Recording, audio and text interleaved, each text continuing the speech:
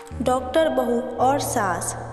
Priyanka doctor की पढ़ाई कर रही थी, लेकिन उसकी सास कोकिला को उसका पढ़ाई करना बिल्कुल पसंद नहीं था और वह जानबूझकर उसे घर के कामों में उलझाए रखती थी। प्रियंका के घर उसकी सहेली आती है। नमस्ते आंटी, प्रियंका घर पर है क्या? सास: क्यों, कौन है तू और तुझे क्या काम है मेरी बहू से? जी, मैं उसकी सहेली नीलम हूँ। कल उसका एग्ज़ाम है ना, उसने मुझसे कुछ किताबें पढ़ने के लिए मंगवाई थी, वही देने आई हूँ। अच्छा, तू है नीलम जो सारा दिन फ़ोन पर मेरे बहू के कान भरती रहती है। देख लड़की, अगर आज के बाद तूने मेरी बहू को उल्टी सीधी बात पढ़ाई तो मुझसे बुरा कोई नहीं होगा। खबरदार, अगर आज के बाद तूने मेरी बहू को फ़ोन किया और दोबारा इस घर में दिखाई दी तो। अरे माँ जी, पता नहीं आप किस ज़माने की औरत हैं। मैं तो सिर्फ आपकी बहू की मदद करना चाहती थी, लेकिन क्या करें, बेचारी की किस्मत ही फूटी है, उसे आप जैसी सास मिली है। ठीक है, मैं जाती हूँ। बड़ी आई मुझे भाषण देने वाली, तेरे जैसे बहुत देखी है मैंने। प्रियंका: माँ जी, मेरी सहेली नीलम घर आई थी क्या? कोकिला बोली: अरे बड़ी बदतमीज है तेरी सहेली, औरों से बात करने का ढंग भी नहीं है, उसे तो मैंने बड़े बड़े ताने सुनाकर भगा दिया। बहू: हे भगवान, अब क्या होगा, कल मेरा एग्ज़ाम है।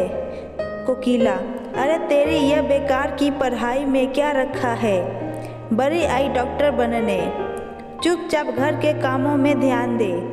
कोकिला: कल मेरी कुछ सहेलियां घर पर आ रही है, इनकी खातिरदारी में कोई कमी नहीं आनी चाहिए। बहू: जी माँ जी। प्रियंका की सास मुंह फुलाकर वहां से चली जाती है। अगले दिन का पूरा समय प्रियंका का सास की सहेलियों की खातिरदारी में और घर के काम में बीत जाता है और प्रियंका एग्ज़ाम देने नहीं जा पाती है। उस रात प्रियंका अपने पति करण को सारी बात बताती है।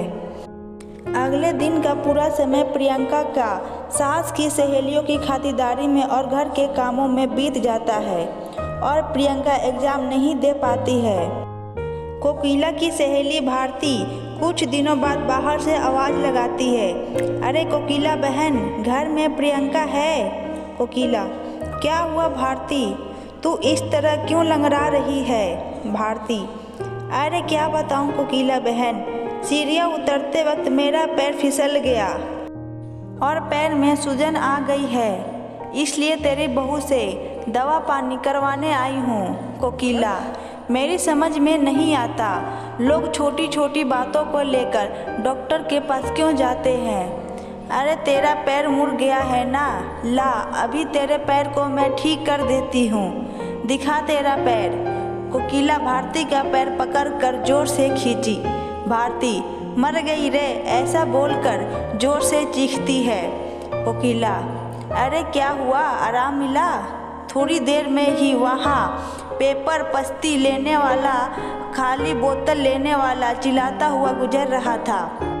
सास ने बहू की सारी किताबें पेपर वाले को दे दी। पेपर वाला बोला: यह तो सब अंग्रेजी में लिखी हुई बहुत महंगी किताब है। कोकिला बोली: तो लेकर जाता है कि नहीं?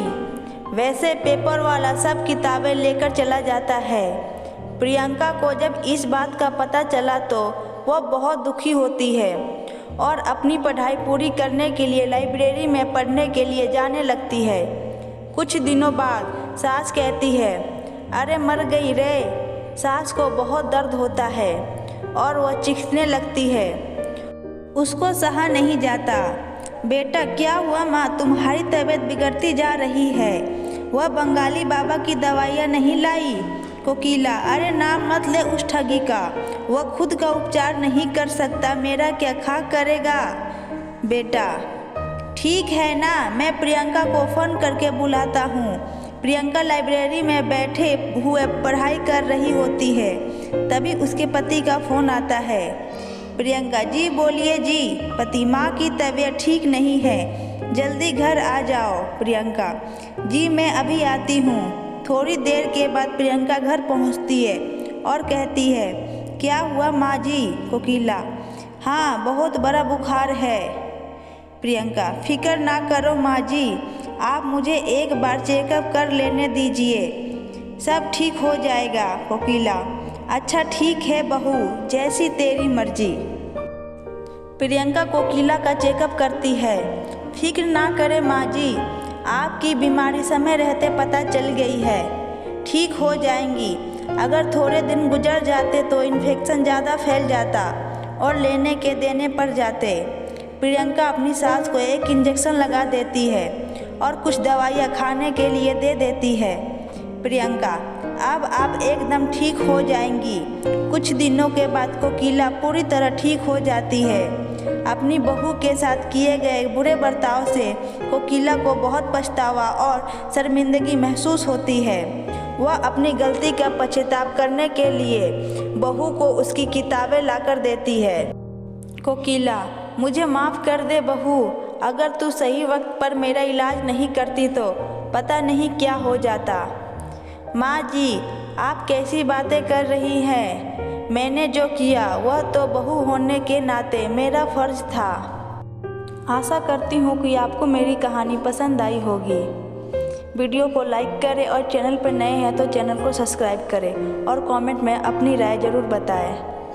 Thank you.